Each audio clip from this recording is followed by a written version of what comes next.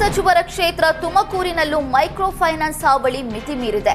ತುಮಕೂರಿನಲ್ಲಿ ದಂಪತಿಗಳು 2,50,000 ಪಡೆದಿದ್ದ ಸಾಲಕ್ಕೆ 4,70,000 ಬಡ್ಡಿ ಪಾವತಿಸಿದ್ರು.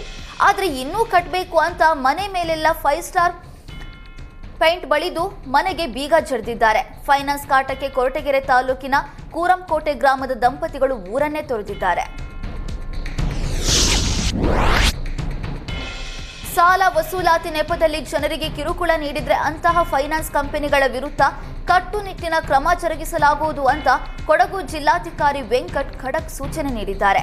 ಕೊಡಗಿನಲ್ಲಿ ಕೆಲಸ ಮಾಡ್ತಾ ಇರುವ ಮೈಕ್ರೋ ಫೈನಾನ್ಸ್ ಕಂಪನಿಗಳ ಸಿಬ್ಬಂದಿ ಸಭೆ ನಡೆಸಿದ ಬಳಿಕ ಮಾತನಾಡಿದ ಜಿಲ್ಲಾಧಿಕಾರಿ, ಕಿರುಕುಳ ನೀಡಿದ್ರೆ ಅಂತಹ ಫೈನಾನ್ಸ್ ಕಂಪನಿಗಳ ವಿರುದ್ಧ ಆರ್ಬಿಐಗೆ ವರದಿ ನೀಡಲಾಗುವುದು.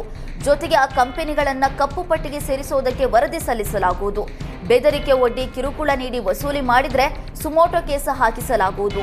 ಆರ್ಬಿಐ ನಿಯಮಗಳ ಪ್ರಕಾರ ಕಾನೂನು ರೀತಿಯಲ್ಲಿ ಸಾಲ ವಸೂಲಿ ಮಾಡಿಕೊಳ್ಳಿ. ಅದು ಬಿಟ್ಟು ದಬ್ಬಾಳಿಕೆ ಮಾಡಿ ವಸೂಲಿ ಮಾಡಿದ್ರೆ ಕಠಿಣ ಕಾನೂನು ಕ್ರಮ ಜರುಗಿಸುತ್ತೇವೆ ಅಂತ ವಾರ್ನಿಂಗ್ ನೀಡಿದ್ದಾರೆ. ತುಮಕೂರಿನ ಜಿಲ್ಲಾಧಿಕಾರಿ ಕಚೇರಿಯಲ್ಲಿ ಮೈಕ್ರೋ ಫೈನಾನ್ಸ್ ಮ್ಯಾನೇಜರ್ಗಳ ಜೊತೆ ಸಭೆ ನಡೆಸಲಾಗಿದೆ. ಜಿಲ್ಲೆಯಲ್ಲಿ ಖಾಸಗಿ ಫೈನಾನ್ಸ್ನವರು 62 ಕೋಟಿ ರೂಪಾಯಿ ಲೋನ್ ಕೊಟ್ಟಿದ್ದಾರೆ. ಬೆಂಗಳೂರು, ಮೈಸೂರು ಹೊರತುಪಡಿಸಿ ತುಮಕೂರು 3ನೇ ಸ್ಥಾನದಲ್ಲಿದೆ. ಯಾರಿಗೂ ಕಿರುಕುಳ ಕೊಡದಂತೆ ನಿಮ್ಮ ಸಿಬ್ಬಂದಿಗಳು ತಾಕೀತು ಮಾಡಬೇಕು.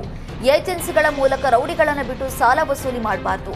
ಮೀಟರ್ ಬಡ್ಡಿ ಹಾಕದಂತೆ ಜಿಲ್ಲಾಧಿಕಾರಿ ಶುಭಾ ಕಲ್ಯಾಣ್ ಸಭೆಯಲ್ಲಿ ಖಡಕ್ ವಾರ್ನಿಂಗ್ ಕೊಟ್ಟಿದ್ದಾರೆ.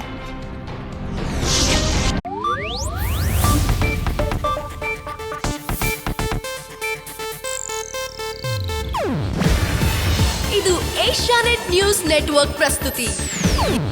ನೀವು ನೋಡ್ತಿದ್ದೀರಾ ಏಷ್ಯಾನೆಟ್ ಸುವರ್ಣ ನ್ಯೂಸ್.